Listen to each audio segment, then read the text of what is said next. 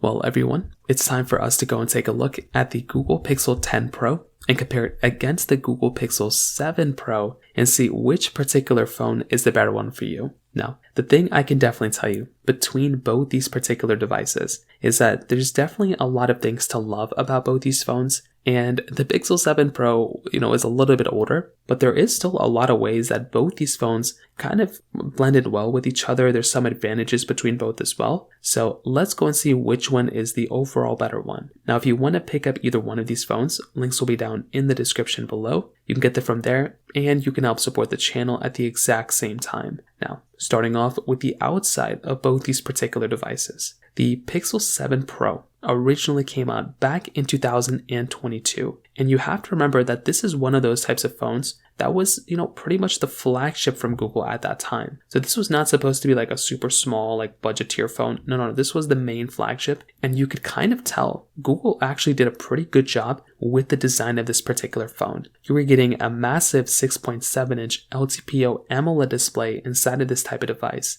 and it looked pretty good. Like if you're about to go through and pick up really any type of device, this thing for the most part still actually looked pretty good, and I thought that was a really nice thing going on for this type of panel when it kind of came down to it. So for me personally, I think if you're about to go through and pick up really any one of these types of devices, these types of panels, with its curved side and everything, I thought it was a really nice touch, and I definitely do appreciate getting a phone like the Google Pixel 7 Pro because it's going to look really good. It's a 120 Hz display, which is great, but it is only 1500 nits of peak brightness. So that might be one thing to keep in mind there, but I would probably say otherwise, it still is like a pretty good type of layout to have within a device like this.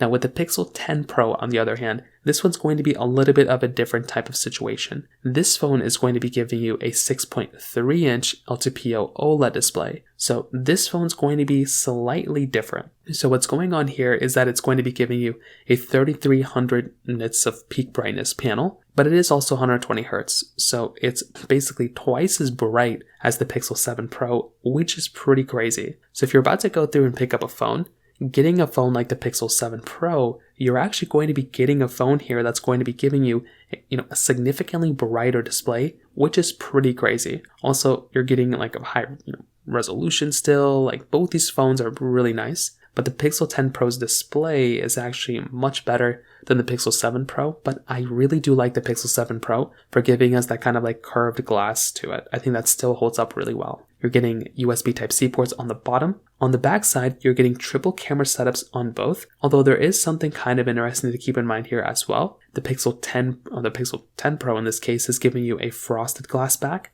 where the Pixel 7 Pro is giving you a standard glass back. So this right there is also going to be a pretty big difference as well, because if you're trying to get the phone that is going to be giving you kind of the better type of experience from a build quality standpoint, the Pixel 10 Pro again is going to be the one that's probably going to hold up overall better than something like the Pixel 7 Pro. But the Pixel 7 Pro still feels fairly premium. That phone still has wireless charging and reverse wireless charging. That phone still holds up fairly well in a lot of ways as well. So I wouldn't necessarily look at either one of these phones and be disappointed in them. Like I feel like Google did a pretty good job between both. And if you're going to go through and pick up a phone, definitely the Pixel 10 Pro is going to be the one that's going to make more sense. But I would still say that something like the Pixel 7 Pro's build quality still holds up fairly well when it comes down to it as well. So from that side too, that kind of covers it up there. Now, on top of that, another important thing to kind of keep in mind here as well, on top of those things, is the fact that between these types of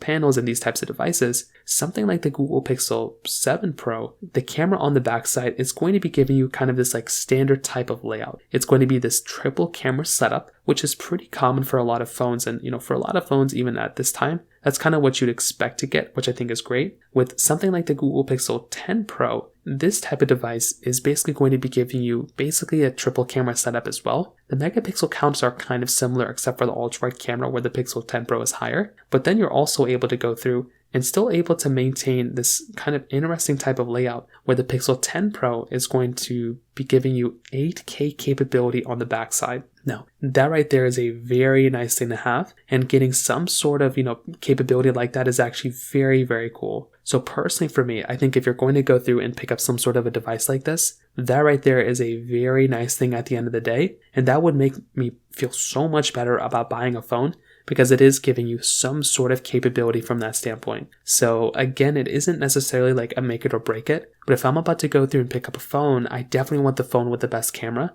And the Pixel 7 Pro's camera is still good, but the Pixel 10 Pro's camera is significantly better. So from that side as well, that kind of covers it up there too. Now, on top of that, another important thing to keep in mind here as well is the fact that with both these particular phones, I think both these phones are really good software supported phones. However, the Pixel 10 Pro is going to be the one that's going to last for a longer period of time. So if you're trying to get the phone that's going to last for the longest period of time here, then definitely something like the Pixel 7 Pro, it's just not going to last as long. In fact, I think the Pixel 7 Pro is like done with software, or it's almost done getting software support, where the Pixel 10 Pro is just getting started. On top of that, the way the software kind of lifespan happened, the Google Pixel 10 Pro is going to be getting like 7 years of software support, where the Pixel 7 Pro really only got like 3 or 4 versions of software. So that right there was also kind of a downside there, although it's not like, again, the biggest deal in the world. If you are about to go through and pick up some sort of a phone,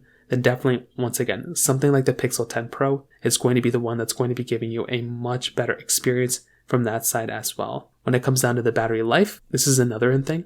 The Pixel 7 Pro was giving you a 5,000 mAh battery. The Pixel 10 Pro is basically going to go through and give you this 4,870 mAh battery. And when it kind of comes down to these ones as well, I probably will tell you that the battery life between these, it's going to be similar, like there's going to be some similarity here, but I would probably also argue that the Pixel 10 Pro is probably going to be able to go through and still give you like a good type of experience when it comes down to that battery department. So the 7 Pro is still going to be okay, but the Pixel 10 Pro is probably going to be the one that's going to be the better one here. Now, on top of that, I think another important thing to keep in mind here too is the performance. The Pixel 7 Pro is giving you that Tensor G2 chipset inside with 8 or 12 gigs of RAM, where the Pixel 10 Pro is going to be able to go through and it's going to be able to give you this, Tensor G5 chipset inside with 16 gigabytes of RAM. So definitely when it comes down to the performance side of these phones, you're getting substantially way better performance inside of something like a Google Pixel 10 Pro than the Pixel 7 Pro. So this is another one of those big things as well, because if you're wanting the phone that's going to be giving you a little bit of better experience, you can look at something like the Google Pixel 10 Pro as it giving you the overall better type of experience from that particular side compared to the Pixel 7 Pro. So to kind of sum it up, what I definitely will tell you is that when I look at both these devices, I definitely am a very big fan of these devices for the most part. They have a bunch of stuff going on for them. They have a bunch of capability. And I do think that is kind of a nice thing going on for these types of phones. They're not necessarily perfect,